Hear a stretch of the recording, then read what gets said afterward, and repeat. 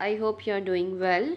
हम कंटिन्यू करने जा रहे हैं अपना lecture plant form and functions को, जिसमें हम इंटरव्यू का पार्ट देख रहे थे, ऑटर के इंटरव्यू का।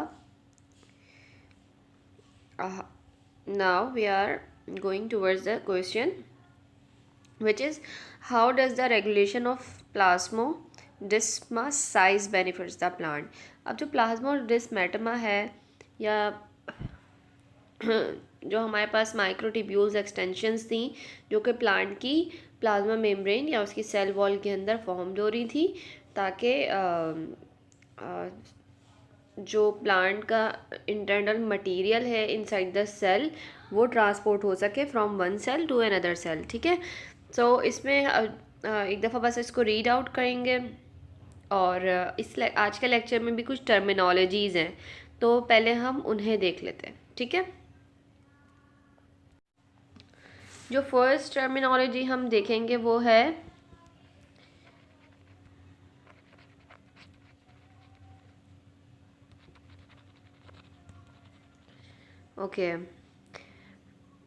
अरेबिडोप्सिस थैलियाना। अच्छा, ये क्या चीज़ है? बेसिकली ये प्लांट है जो कि बिलोंग करता है मस्टर्ड फैमिली से। एक नाम है प्लांट का जो बिलोंग करता है फैमिली ऑफ मस्टर्ड। ये मोस्टली प्लांट रिसर्च के अंदर जो है वो यूज़ हो रहा होता है प्लांट, ये वाला। सेकंड हम टर्म देखेंगे टी डीएनए की। What is T DNA? T DNA को हमने सॉरी हमने अपने सबसे फर्स्ट लेक्चर के अंदर भी देखा था, जब हमने इस टॉपिक को शुरू किया था, कि किस तरह से ट्रांसफ़र डीएनए की म्यूटेजन कॉज कर रहा होता है। ठीक है, तो टी ट्रांसफ़र डीएनए या जिसको हम शॉर्ट में टी डीएनए कहते हैं, basically it is transfer DNA. ठीक है, अच्छा, this DNA requires gene insertion into transfer DNA replicated into host cell, insert piece of DNA that disturb gene cause mutation। ठीक है, अब इसमें होता क्या है कि ट्रांसफर डीएनए के अंदर हम क्या करते हैं कि जीन को जो है वो इंसर्ट कर रहे होते हैं किसी भी ट्रांसफ़र डीएनए में।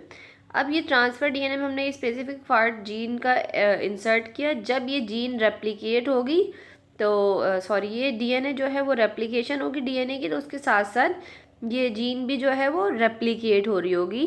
कहाँ पे होगी? होस्ट सेल के अंदर। जो भी होस्ट सेल होगा उसके अंदर इसकी रेप्लिकेशन हो रही होगी।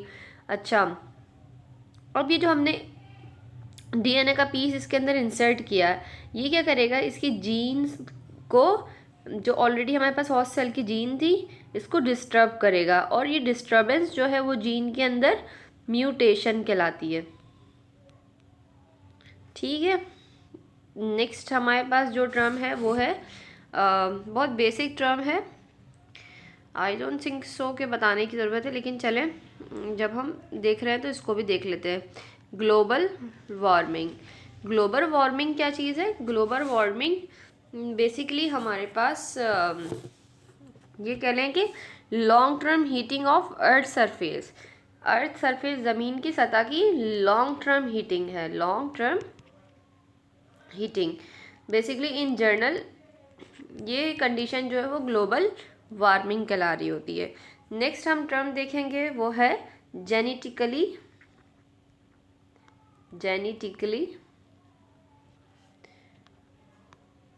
मॉडिफाइड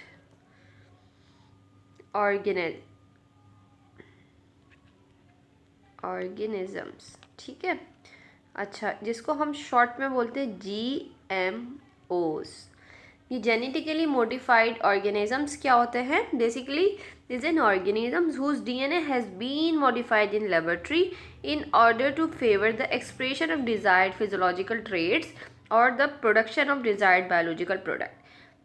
जेनेटिकली मॉडिफाइड ऑर्गेनिजम्स ऐसे ऑर्गेनिजम्स होते हैं जिनको हम लैब में फॉर्म कर रहे होते हैं। किस तरह से फॉर्म कर रहे होते हैं कि जो डीएनए होता है उसको हम मॉडिफाइड कर रहे होते हैं किसी भी ऑर्गेनिज्म का। अच्छा, उसकी मॉडिफिकेशन हम क्यों कर रहे होते हैं किसी भी ऑर्गेनिज्म के डीएनए की? इसलिए कर रहे होते हैं ताकि हम अपनी मर्ज़ी के उसके अंदर फिजियोलॉजिकल ट्रेट्स जो है वो उनको एक्सप्रेस करवा सकें, ठीक है। या फिर जब हम कभी भी अपनी डिज़ायर्ड बायोलॉजिकल प्रोडक्ट बनाना चाह रहे हों, उसमें भी हम किसी भी ऑर्गेनिज्म के अंदर जेनेटिकली मॉडिफिकेशन करवाते हैं और उससे अपनी डिज़ायर्ड प्रोडक्ट बना रहे होते हैं। प्रोडक्ट कौन सी होगी वो? बेसिकली प्रोडक्ट होगी हमारे पास बायोलॉजिकल प्रोडक्ट, ठीक है। ओके, नेक्स्ट एक हमारे पास टर्म है, वो टर्म है हमारे पास बायोफ्यूल की।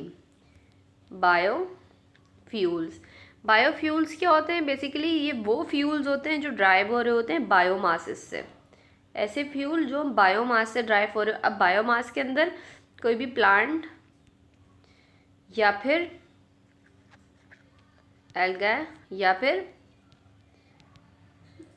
एनिमल वेस्ट से जो बन रहे होते हैं फ्यूल्स, वो फ्यूल्स हमारे पास बायोफ्यूल्स कहलाते हैं। Now we are moving towards our lecture. अच्छा, हम ये देख रहे थे कि जो प्लाज्मोडेस्मा हमारे पास होते हैं, इनका जो साइजेस होते हैं वो क्या बेनिफिट करता है प्लांट को।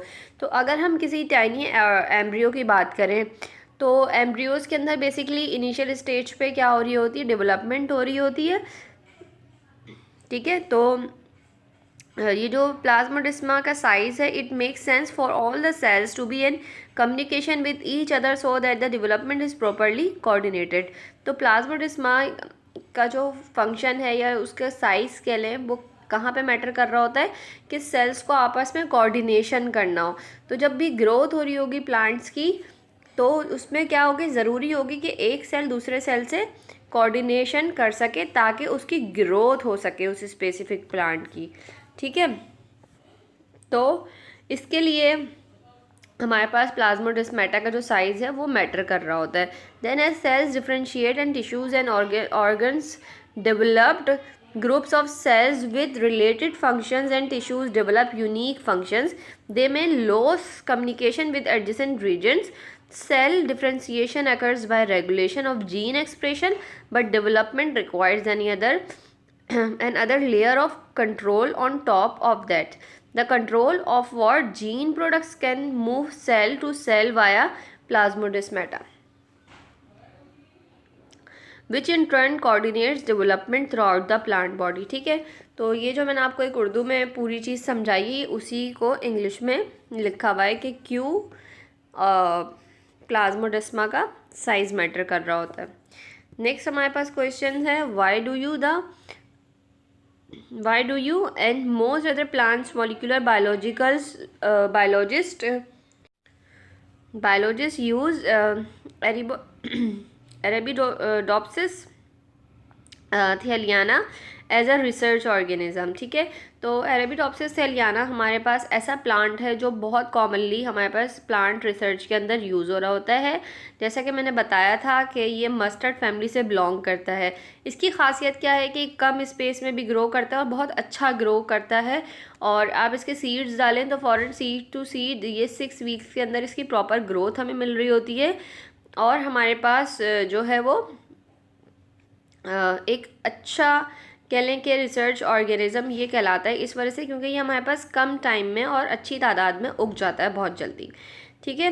तो यहाँ पे यही इसका लिखा हुआ है, you can grow 1000 of these small plants in a small space and they go from seed to seed in 6 weeks. Arabidopsis has a small genome less than 1/20 the size of the corn or human genome. और दूसरा benefit क्या है कि इसका जो genome size है वो बहुत छोटा है, ठीक है। Make it easy to clone its gene, तो इसकी क्लोनिंग जो है वो बहुत आसान होगी, यानी इसके रेप्लिकेट्स बनाना बहुत ईजी होगा क्योंकि ये कम, इसका साइज़ जो है वो छोटा है.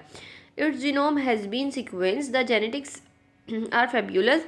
Almost every gene has been tagged by tDNA insertion to make mutants with particular phenotypes and to facilitate cloning of their affected gene. This plant is very convenient to work with, or those reasons are more and more. Okay, so अगर हम इसकी बात करें, अब for example हमारे पास multiple plant जो है वो एक ही टाइम में इसके उग रहे हैं, तो मल्टीपल हम उसमें से हर प्लांट की एक एक जीन ले सकते हैं. हमारे पास मल्टीपल जीन आ जाएंगे फॉर रिसर्च पर्पस, और हर जीन के अंदर हम tDNA को इंसर्ट करवा के उसके अंदर म्यूटेंट बना सकते हैं और हर जीन को हम आराम से ट्रीट कर सकते हैं रिसर्च पर्पस के लिए। फॉर एग्जांपल रिसर्च पर्पस के लिए ज़्यादा हमारे पास सोर्सेज होना इसलिए ज़रूरी होती है क्योंकि हम उसमें ट्रायल्स कर रहे होते हैं कि अगर हम फॉर एग्जांपल एक प्लांट पर स्टडी कर रहे हैं और अगर वो प्लांट डैमेज हो जाए या उसकी ग्रोथ में कोई प्रॉब्लम आ जाए या वो म्यूटेंट हमें ना मिल रहा हो जो हमारा डिज़ायर म्यूटेशन हम करवाना चाह रहे हैं उसके अंदर प्लांट में, तो हम नेक्स्ट प्लांट यूज़ कर सकते हैं। फिर अगर उस पर भी नहीं हो रहा तो नेक्स्ट, मतलब हमारे पास नंबर ऑफ़ रिसर्च ऑर्गेनिजम्स होना ज़रूरी होते हैं रिसर्च के अंदर, तो इसीलिए ये एक इसका फ़ायदा है हमारे पास। नेक्स्ट हमारे पास है along with laboratory research do you enjoy teaching. तो ये उनसे पैट्रिशिया से क्वेश्चन किया गया है कि आप टीचिंग में जो है वो इंटरेस्ट लेती है नहीं लेती। तो मैं आपको इसका समराइज़ करके बता देती हूँ कि इसमें इन्होंने बस यही बताया कि ये पोस्ट ग्रेजुएट्स के साथ साथ अंडर ग्रेजुएट्स को पढ़ाना भी पसंद करती हैं और उनमें बेसिकली क्यों पसंद कर रही होती हैं। The secret life of plants, I want the students to realise that the plants are absolutely critical to our lives and also interesting in their own rights. I want students to have enough understanding of science to read the popular press and for decision about most important issues such as the global warming और इस तरह के issues जो हैं वो students जो हैं वो स्टडी करें। And then we talk about basic biology that is unique to plants but also about global warmings. और इसके अलावा हमारे पास जेनेटिकली मॉडिफाइड ऑर्गेनिजम्स बनाने के लिए, बायोफ्यूल्स के लिए, मेडिसिनल प्लांट्स वगैरह, इस तरह के हमारे पास डिफरेंट चीज़ें अवेलेबल हैं for the topic of the research जिस पे हम रिसर्च कर सकते हैं। अब जो हम नेक्स्ट अपना लेक्चर देखेंगे उस लेक्चर में हम प्रॉपरली जो है वो स्टडी करने जा रहे होंगे इस चैप्टर के मेन टॉपिक को। तो अब बेसिकली हमारे पास ये चैप्टर का मेन टॉपिक यहाँ से शुरू हो रहा है, plant structure, growth and development. इसमें हम प्लांट के स्ट्रक्चर को देखेंगे जो हमने बहुत इनिशियल अपना जब लेक्चर शुरू किया था जिसमें हमने एक रिसर्च पेपर को देखा था, तो उसके अंदर हमने प्लांट के बेसिक स्ट्रक्चर को देखा था। उसमें स्ट्रक्चर में मेन चीज़ें कौन कौन सी होती हैं और क्या जो पार्ट होता है या कौन सा स्ट्रक्चर किस फंक्शन को परफॉर्म कर रहा होता है प्लांट के अंदर, कौन सी ऐसी चीज़ें जो उसकी ग्रोथ में काम आ रही होती है। तो हम इसको जो है नेक्स्ट लेक्चर में डिटेल में देखेंगे। Till then take care yourself and अल्लाह हाफिज़।